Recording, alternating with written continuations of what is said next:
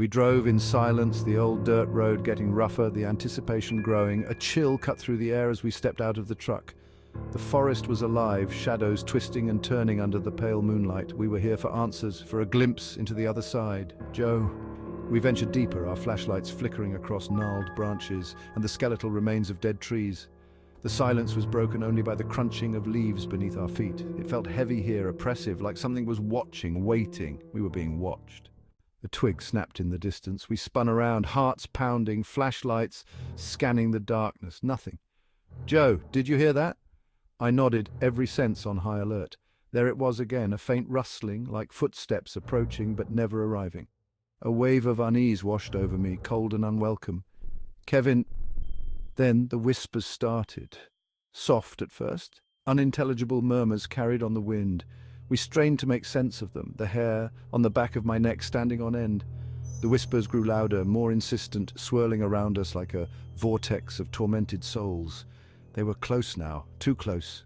We found a clearing, bathed in an unnatural, almost phosphorescent glow. The air felt thick, charged with static. This felt like the epicenter, the heart of the darkness.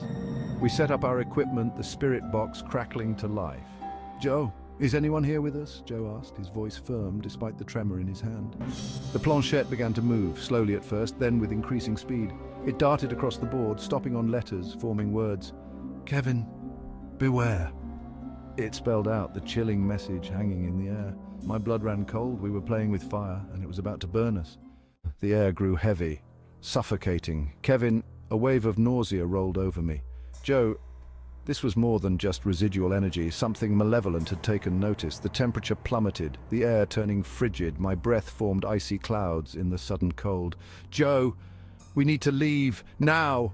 The spirit box erupted in a cacophony of screams and growls, the sound tearing through the silence.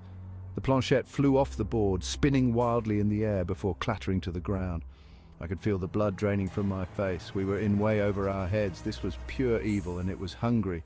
We scrambled to pack up our gear, our movements frantic, adrenaline surging through our veins.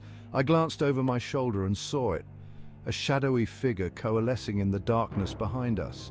Terror lent speed to our feet. We didn't speak, didn't dare breathe as we ran blindly through the forest. The only sound was the pounding of our hearts and the crashing of branches as we fled. Kevin... The forest seemed to twist and turn, the trees reaching out with skeletal fingers as if to bar our escape. We stumbled through the undergrowth, our lungs burning, our legs screaming for mercy. Just when we thought we were done for, we saw it. A light in the distance. Salvation or a trap? The light led us to a clearing, in the center of which stood a dilapidated cottage, its windows dark, its door hanging precariously by one hinge. It looked abandoned, forgotten. Desperate for shelter, we approached cautiously. The air around the cottage felt even heavier, colder. A shiver ran down my spine. Joe, we shouldn't be here. We had no choice. The entity from the forest was still out there. I pushed the creaking door open and stepped inside. The stench of decay hit me like a physical blow.